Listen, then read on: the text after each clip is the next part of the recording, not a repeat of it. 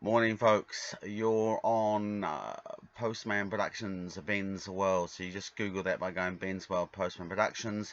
You can go Ben Vidgen, and that's Vidgen, Vidgen, if you want to look for it on Google or on Facebook.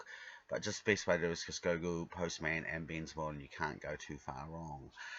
So today we go with the interesting subject of the ancient mariner. Water, water everywhere, and all the boards did not shrink. Water, water everywhere, nor any drop to drink. The very deep did not, O Chrissy, they ever this should bet. Ye slimy things did crawl with legs upon the slimy sea. The rhyme of the ancient mariner, water, water, not a drop to drink.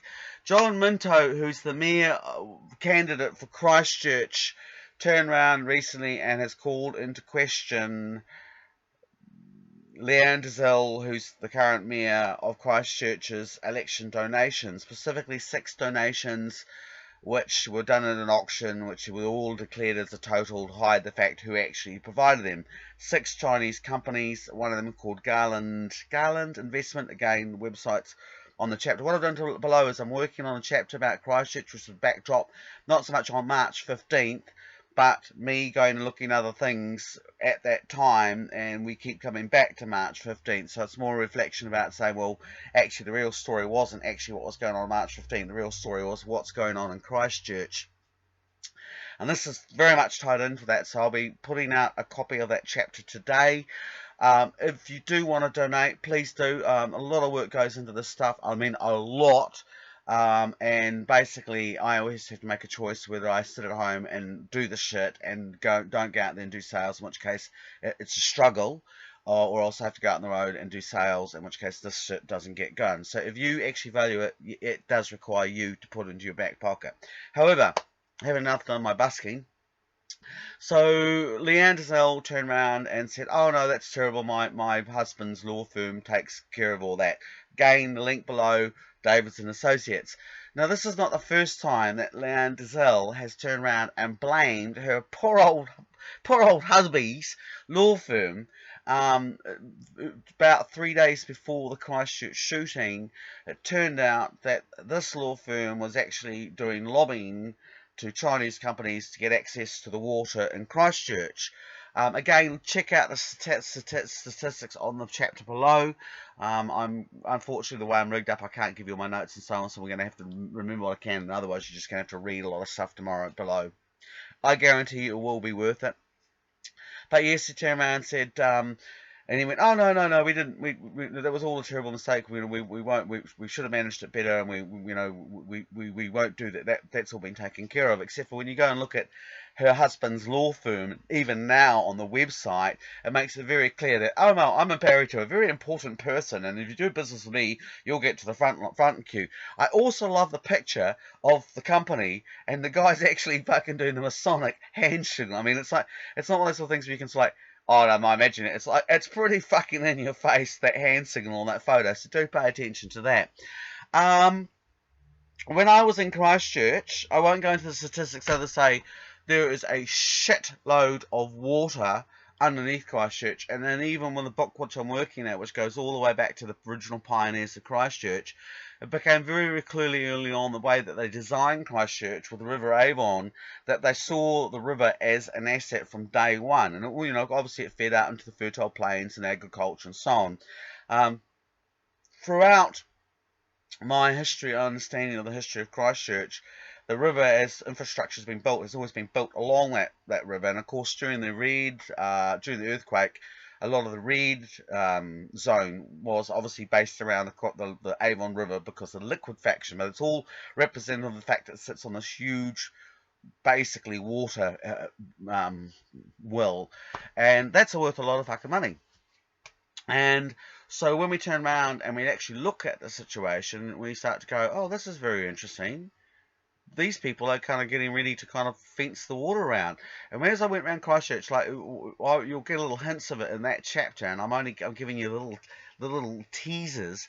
But I basically discovered a massive tunnel network underneath Christchurch. But more distinctively, as I realised as I was walking around, I said, shit, whereas we're going around looking at all these tunnels, I'm noticing all this wastewater plants and really, really expensive shit kind of going up here and there, and sort of realised as I walk along, this sort of new infrastructure was going all about the catchment of water. And as we walked around a lot of the affluence suburbs as well, it's quite interesting. We've got one picture, and I don't know, I think we might have, but Agent K was helping me very astutely. Noticed that some of the wealthier people were putting these sort of like fences in their backyard. And when we went back a couple of days later, they'd actually seen us photographing them. When we went back a couple of second days, those fences had actually disappeared. And what we were actually looking at was they had little water catchment areas. So they had ways to actually kind of get water going there. They were obviously in the know where the water privatisations were heading. We were like putting little things in there so that they were okay because they lived in the right suburbs. What, chap. However, what I also say in the book, as I said, it's really intriguing because what I noticed was that this huge infrastructure going in for the whole water waste plant, huge tech all around, all surrounding this kind of area where natural tunnels were going anyway. And then I sort of looked up and I went, oh, this is kind of getting interesting, because Hamilton turns around and someone turns around and leaks a whole lot of wastewater into the sewerage area, and because they got access to the computer codes. And again, as you read from my book, I actually quite often do this Christchurch Hamilton thing, because there's a very old boys network in both those particular areas, and basically I use Hamilton to mirror what's happening in Christchurch, because just to show you that what's happening in Christchurch is not unique. It's going on all around the countryside. But here we are. Yes, here we are. Hamilton has been basically encouraged to be towards this, like, oh, we can't leave the water control under the local municipalities. We might just have to privatise it. I get down to Dunedin as I'm talking about this, because the other thing I had also noticed was, and it started very, very simply, was as I'm walking down the street, I went, oh, water, fire station, they need water. Oh, that's interesting. All the fire stations are sort of getting changed around, and they're all slowly starting to turn from red to yellow, which is going from fire, the known services, to now they're Friendser, and now they're part of the National Emergency Agency, which is all this amalgamation. You look at who the bureaucrats are on top of that particular organisation. I mean, yes, we get back to that usual Agenda 2030 thing, which also applies to Leanne Dazelle. He's very much part of the thing called 100 Cities, which is a Rockefeller movement, which is all basically about the idea is that we're going to turn around and move towards a global government movement. And the idea is that the real people that will be having the say will be all these significant cities, the municipalities of those areas will become actually the significant contributing factors to this global governance area, which of course is stacked by their own people. More significantly, from breaking it down to New Zealand viewpoint, something that we can understand, everywhere you go, you'll quite often refer to hear people like David Carr, for example, was the mayor of Dunedin, who went on about, oh, it's terrible that we have oil being, taking place off the coast of Dunedin, but we won't talk about the cruise ships, because at the end of the day we can go on about the stuff across out the ocean, because we've got no say on it. We can fucking protest it for the heart's content, knowing that we can't be held, our people, we can't do anything. So we go, oh, it's terrible, but knowing that, say, for the middle, we're not actually going to be required by our electorate to go and get rid of the soil, because we can't. It's outside us. It's all in the Resource Management Act. On the other hand, if you got to the subject of things like cruise ships, which they could do something about, zip, nothing. So again, you'll turn around and see when all this stuff is going on about a White Island, nobody's actually talking basically about whether we should even be having these cruise ships. We've got the governments all running around going, oh my God, it's climate emergency. But they say nothing when it comes to cruise ships. Isn't that funny? See how much money carbon cruise ships use, and yet our local councils don't want to talk about them. How can that be? But you'll see by one of these local councils, there's an organisation called Local Government New Zealand. Now, please go and have a good look at it, because I've been dealing with this Rubik's Cube for a while, and it's got me mystified, because as far as I can make out, this thing actually has no charter. It's not part of the New Zealand government. It's got no authority, but here it is running around telling all the local councils what they should do. And when you actually look at Local Government New Zealand, which is where our good friend David Culler's gone off to, what you'll actually find is that Local Government New Zealand is a lobbying force, and it's part of what they call Institute New Zealand. Now, Institute New Zealand, or New Zealand Institute, used to be known as the Business Roundtable. Now, Business Roundtable had people like Sir Ron Trotter, Ron Briley, Ron Briley, the pedophile. That's their kind of guys, And they changed the name because they basically got known as being a bunch of bastards. So they call themselves Institute New Zealand because that makes them sound much more professional. No, we won't forget about those Roger Novicky days. We'll just bury them under that whole neoliberal fucking crap. Yet, here they are out there dictating for this body, all these local councils, how they should be doing. Case example, Claire Hadley from Nelson City, CEO for Nelson City, a few years ago turned around and said, oh my God, the Trafalgar Centre, it's terrible, it's an earthquake risk, and because of, I don't want to be held personally accountable for it, if it falls down, we'll have to shut it down straight away. Which is really, really, really important stuff that she actually acknowledged her own personal culpability, because pretty much they've just walked into one of our traps, because for years they're saying, oh no, we have nothing to do with it.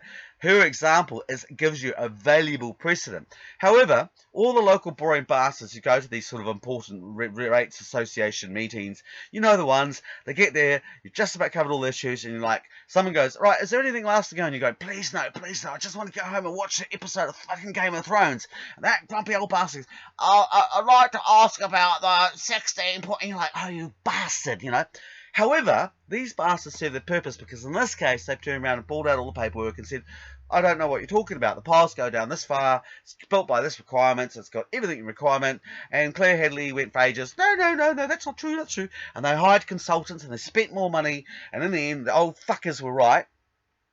And they turned around, the Nelson City Council still bought $60 million redeveloping the Trafalgar Centre instead of pulling it down. So instead of $27 million, they got $16 million. But it was pretty embarrassing. And Claire Hadley, who came out of this local government New Zealand body, got sent down south to Invercargill, where the first thing she turned around and did was shut down the local museum and the Tuatara Museum, citing earthquake damage. Yes, that's right. Same old fucking situation. And the same thing happened. The old crotchety bastards got out there and said, no. So now at the moment they're having another little inquiry. And yet what you actually turn around and see, and of course we know where it's going to go, is this is not just actually happening with those museums and art down in Southland. I mean, they shut down all the art galleries. I've got a list again, which I'll attach to the bottom of this, of all the libraries that they've been shutting down over the last couple of years, citing earthquake or mould. But really what they're doing is they're using it to basically purge anything that challenges their version of the events. So it's just at that, and of course any other a lot of the local hapus are having stuff getting sucked into these areas, disappears into the vaults into to Papa to be part of the whole of bigger iwi, corporate iwis, never to be seen again. So gobble, gobble, gobble, gobble. Usual fucking old boys fucking raiding and raping and pillaging. Back to water, because I do tend to deviate. So we turned around. I already told you about the wastewater situation, how that was all being geared towards privatising all this new equipment being spent. I mean, we're talking about big money here, people. Like just the Christchurch one alone, it's the value rating of that is $9 billion. It's rated up to an insurance value of give or take about $1.5 billion. So anybody can control that has got themselves on a huge bit of fucking resource. We saw in Hamilton how they suddenly had a mysterious computer problem. Then, of course, Auckland had the same situation with the Sky Fire situation, where they dumped all that waste water into the area. Now we're discovering, as I said, I was writing this down. I said, well, I bet you we're going to go in for water restrictions this year, and around the country and on site because of fires. Sat down writing, fire breaks out in Otago, and it just happens to be in the area where the local water resources are equipped. Funny that. And this has been going on a lot, guys. If you look all around the countryside, the basic message that you've been sent via the councils is that we can't look after our own water. Oh my God, somebody will have to come along and rescue us. Ka-ching! So this is where we're basically heading. Getting back to our good old Leanne Dizelle, which again, as I said, pointed out, was that she's already been caught saying, using her lawyer's Masonic company to basically advertise to Chinese firms that, yeah, they'll help you fucking come and, basically rip this country off, and they don't give a shit, because as long as they're okay, then they're, that's all they give a shit about. Then we've turned around and seen that again, we find them basically taking electoral donations from the Chinese into Leanne Dizelle's back pocket, again, through her husband's lawyer company. It's an interesting one there too, because one of the companies there is called, I'll bold write it in the beneath it, but it's basically a company that deals with commercial rental properties in Christchurch. This is not the first time that market has come on my radar. Twice this year. One of them dealt with a guy called Andrew Pearce, who was a British banker but originally from Christchurch, New Zealand, and he turned around and took $70 million of kickbacks from these basically aid development projects going to World Bank and whatnot towards African cities, which are involved in things like building smart cities, climate change initiatives, and the money actually got ripped off and got used to buy arms from an Israeli company. Now, that money that he made out of it, his kickback, which was $70 million, he pumped into the Christchurch rental, commercial rental property. A couple of photos there came up early in the newspapers there, and that would have been really about early onwards. Company dealing with called SBR. SBR, again, are in my book I'm working on at the moment. Sounders, Brown and Robinson, or Some Right Bastards. Actually, it's SRB because I remember Some Right Bastards. Very, very old school Christchurch family. Even helped put up the original British flag to make sure that it was British and not French. So it can't, to beat the French to ripping off the Morays, supposedly the French rip off the Morays. Very much same group of people that were involved in, effectively helping bring Ngātahu down south to effectively take property which probably wasn't theirs to begin with. Also, a company that was more significantly involved in, for 30 years, that company has turned around and actually handled the hush payments to victims of institutionalized child abuse from the Catholic Church. So again, good old running with the same Ron Briley's crowd that we're running here. 30 years, that company turned around, wrote out the checks. You take the money, you can't fucking say anything. Completely actually illegal, but that's withstanding. And there's, when you find in my book, you turn around and find that the company's families, they're a bit of a fucking odd bunch, and they do seem to get away with a lot of things that other people wouldn't fucking get away with.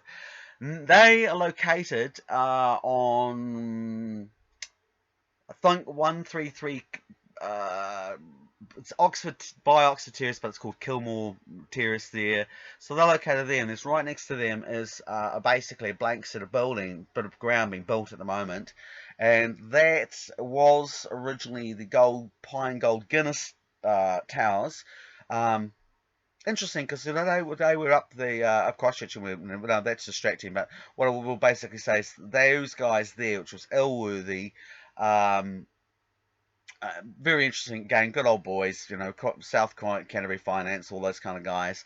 But that area now is now being bought by another company investment group, which involves a guy called Robert Moray, who's also been fucking zinged overseas at the moment for doing these hugely complicated money laundering exercises. So we've got these two buildings right smack bang next to each other in Christchurch, which run into Dane Kilmore Terrace, into, God, my mind's gone blank. I can't remember it, but it's actually where Leandersville has just moved into a new flat, and I would love to know who owns that fucking particular property, but that's, that's something yet to be looked at. What I do remember is that when I was looking at all the particulars around Robert Moray's property, there were people, again, involved in this whole water, basically, buying up New Zealand's water. Now, I'll tell you a little couple stories before we wind this up. It's 18 minutes. We'll try and keep it into a nice 25 minutes today. When I went, as I do, hitchhiking around the South Island, I arrived in Picton, and I went to a little art gallery called Convergence Gallery. And when I went to that gallery, they were having an art exhibition, and there was lots of free wine and free crackers. And being, a professional writer, I was like, "Woo! I've come to the promised land!" And I was taking the art and being a good, dutiful arts journalist as well. And I was looking at all these paintings of the water. Yeah, it's fine. And then the curator of the gallery started to speak, and then I'm half mouthful of fucking crackers and a glass of wine in my hand, and this guy starts speaking. I think, oh, fucking Wellington art wanker, there's the next 15 minutes of my life I'm not going to get back. And the first thing he started to say was, when I was in the United States last month, being briefed by a 3-star military general, and I'm like, glass of wine, mouthful of crackers, like, that doesn't happen every day. So I pinned this guy down, at the end of him speaking blah blah blah blah, water scarcity, scarcity, scarcity, he said, oh yes, there's only 0.007% of water available in the world. And I remember it because I just remember like 007, but I added a zero onto it. There's actually not, there's 4%. So, but the point he was trying to push through was scarcity. If water is scarce, we can charge more for it. However, I put this guy in the corner. His name's Nick Gritch. Again, I'll put the spelling underneath it. He's James Shaw's best friend. James Shaw, who's former public relations consultant for Bayer Pharmaceuticals, Hong Kong Shanghai Bank. So Bayer Pharmaceuticals, of course, the guys that used to hang around with Nazis, and that's, but that's the Nick's best mate. And Nick also is involved in a lot of different companies, which when you look under them, they've actually got contracted, all smart technology, but a lot of their contracts also have come out of the United States military industrial complex. So just like Julia Genti, if you go and look at her strategic background, and you look at a lot of the companies she worked for was US military as well, for Greens, they kind of suck. However, Nick's actually, to be fair, a young Nats founder, but it's just my whole blue-green. It's all basically blue, really, when you boil down to it. But Nick's saying to me, I said, well, you know, how is it you get to speak to a 5-star general? I mean, you know, little old Kiwi, know how the military works. I'm quite surprised that, you know, even a 1-star general spoke to you, let alone 3-star general. He says, oh, well, actually, I'm an intellectual property right lawyer, and I've been hired by Fonterra because Fonterra want to get out of the milk business, and they want to get into the water business. So again, we're talking about this whole massive, basically, asset theft of natural resources, and it gets further than down the road, because as I'm heading down to Manapōuri, I got picked up by a sheep farmer, a lovely guy, and he's talking away, and he goes, well, have you got a bit of time? I'll show you something. So he takes me to the top of the Waiā Valley, which looks down into the Manapōuri, from Manapōuri, basically out to the ocean way. Lovely little valley. And he goes, well, you see that area? I said, I'm the only sheep farmer, and I've basically had Meridian Energy have come up to me and said, we would like to buy you out. And they've bought all of the dairy farmers in that valley out, except they're all leased them actually out so that they can still farm until such time they choose not to. And he's like, well, no, actually, I've got my little bit of paradise. I'm a 3rd-generation sheep farmer, and I actually quite like being a 3rd-generation sheep farmer. I don't desire fucking money or glory. And so the guy from Meridian turns around to him and says, well, you will let us buy you out, or we will flood you out. The third and final chapter of that particular saga is, at one point, I couldn't quite work out.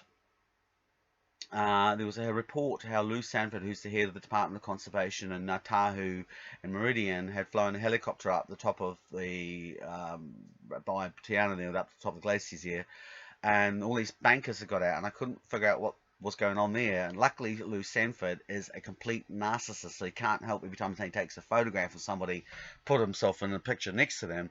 So I got a picture there, and I'll track it down for you guys as well.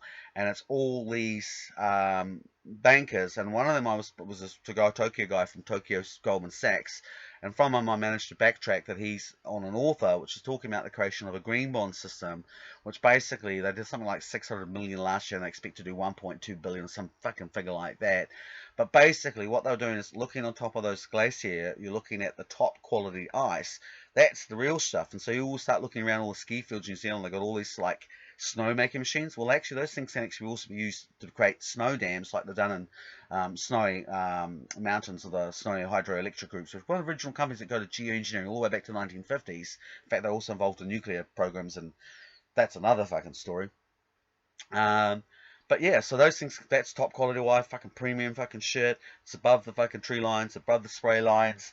And as it carries on down, you've got, you know, the quality of water, as it goes to grey water, gets less and less. But basically, you've got a way of controlling it from the stock source all the way down. And that's what they're moving towards. And that's what all of the infrastructure that we see moving towards, is this massive privatisation of water, so that these guys actually get to control the new gold of the 21st century. And you and I will get fucking jack shit as usual.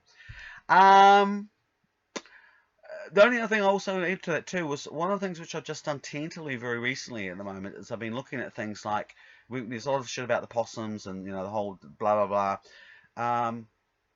I've only just started to realise how much actual like little tree roots and saplings and trees that could grow up later on down the road to actually make a huge amount of money in terms of carbon credit that possums actually chew. So when you really look at the end of the day, what the real issue with the possums isn't actually the damage they do to the birds. That's all a bunch of fucking bullshit. What they're concerned about is how much money these guys are taking from eating the crop. So they want the possums gone, not because of the birds, but because the possums are actually chomping into their fucking profit line. Tied in with that too is the big move at the moment, which was this idea that they're going to boost up the worth of carbon credits. So the idea is, oh, we're going to make the incentive more. You might have noticed that came in just after Prince Charles arrived in New Zealand. James Shaw's talking about it, but Prince Charles was doing around, came in doing here, and he's doing this like, oh yes, we're going to kiss the people, be with the common people. He was also doing a lot of stuff about climate change and talking about various things about how we must do better, we must do fucking better, we must do better. While everyone's actually ignoring the fact it's come out and a lot of this stuff's been scrubbed off. And I know, and it pissed me off because I saw it originally, didn't quite get it, came up, went back to look for it. A lot of that shit's to do with Lord Fink, and I'll come back to him in a second as well. But there's enough there to turn around and work out that actually that Charles is a bit in the fucking gump at the moment, because their company, the ones that are going to benefit from these new carbon improvement, is actually the royal family. And of course, what I mentioned that very briefly too was that actually tied to another guy called Lord Fink, who's the treasurer of the Conservative Party, through Prince Andrew, through this investment thing that Prince Andrew was actually involved in, was also involved in a thing called New Forest Company, which is in Africa. Again, very dodgy, made out to be like it was actually green, when in actual fact it wasn't actually green. But they were involved in this whole new, carbon green fucking greenwash situation.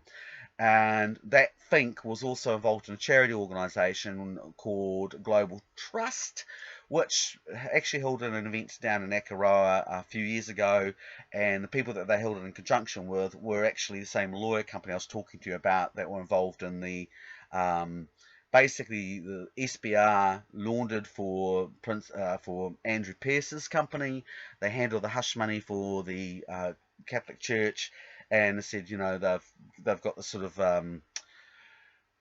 interesting old boys network fucking collection. So that I think was tied in with those guys as well. Which the last one that reminds me of to mention, which is go back to the whole New Zealand Institute, New Zealand local government bodies, which of course ties into resilient cities, which is the idea of these important, very important local mayors telling us all what to do, while they've all been bought and fucking sold by big fucking corporates. People like Leanne Giselle, who, by the way, sister actually was the woman that advocated the Peter Ellis case, which is just neither here nor the side, except for the fact that I'm also looking at one of the people involved in that is now one of the new managers of the Sign of the Antarctica, and I've got a whole bunch of fucking shit to say about the Sign of the Antarctica, but that's, you'll have to read my book. But yes, so local government New Zealand, Institute New Zealand, one of the big guys in that is called Stephen Jennings. Stephen Jennings, very, very, very important name to know. Not only did he finance John Key's attempt to, success to run as Prime Minister, he was one of the guys that bankrolled him. Early back in the day, Credit Suisse, which is again where Andrew Pearce comes from, and a lot of the Epstein money goes back to Credit Suisse, and you look at that, I'll do another story on that another day. But Stephen Jennings, during Credit Suisse, took a whole bunch of money into Russia. When after Perestroika, they had all these companies that were, being privatized, and they basically were worth millions. And for a couple of $100,000, because they had no money, Stephen Jennings basically helped rape fucking Russia and made a very, very fucking lot of money. These days, he's involved in this concept of creating smart cities in places like Africa. And that's tied up very much up with the Clinton Foundation and the Clinton African and Global African Initiative. And so when you start research into those smart cities, you start to realize what a bunch of fucking dodgy shit they actually are. But what they do, of course, is they drive the market value for things like lithium, which of course then in turn drives the demand for things like deep sea mining. So in New Zealand, you've got things like Lockheed Martin, I've spoken about in my Rocket Lab videos beforehand, but of course the deep sea mining is also involved in PNG, and they're involved in the idea for areas around the Cook Islands and Zealand, which is that big continental mass that goes all around New Zealand, almost up as far as past the Chatham's area. So they want to go in there because there's huge nodules in the area, and so they've got to create demand. So all these, scooters and all this green technology creates the demand for the massive startup capital you need to do deep sea mining. So it's not really that fucking green at all. But then again, when we turn around and look at James Shaw and him and his mates, like, why are we not fucking surprised? It's just a fucking big Ponzi scheme. Very last bit, at the end of that, of course, is that in terms of the Pacific, the ground zero for that is Tuvalu. Tuvalu is surrounded with the Cook Islands, which I've talked about before, and with Tessa Tamata and her background. She just recently died. But if you looked at the group of what's happening around there, Tuvalu, with things like the New Zealand administrator Ross Ardern, Jacinda Ardern's father, all this money being spent on them, $150 million for climate change. Bull fucking shit. It's got nothing to do with climate change. It's infrastructure that you need for when you want to do a deep sea mining. Wharves, wall breaks, blah, blah, blah. We've just been completely fucking scammed. We're actually financing the deep sea mining industry. So all you Greens out there who think that Jacinda is so great because she's saving climate change, you're being fucked again. But, you will learn one day, because none of you young guys seem to understand. We've all been through this shit with Roger Nummix. We know this whole Labour. We're actually liberal, when in actual fact they're actually not. They're just arseholes light. So that shit's going down, of course. And a lot of the guys that are involved in the shit, also they have, you kind of look at them for things like the Paradise Papers. So that company I talked about with Leanne Dazelle, they appear to have a series of companies which are very, very similar, which do actually have a Paradise Paper footprint. So does Prince Charles's government. So does Lord Fink. A lot of these guys actually it's tax evasion, and so again they want us to pay for them to clean up the planet, while they fucking busily screw all their money and hide it as best they can. And they get all the resources and they control everything, and we just expected to accept that this is. It breaks my heart because it's not environmentalism. It's not what I was brought up to begin with. It's just pure rampant greed. Water, not a drop to drink. Okay, guys, have a good one, and I'll see you out there. And just remember, don't freak out too much. The universe is going to do what the universe is going to do.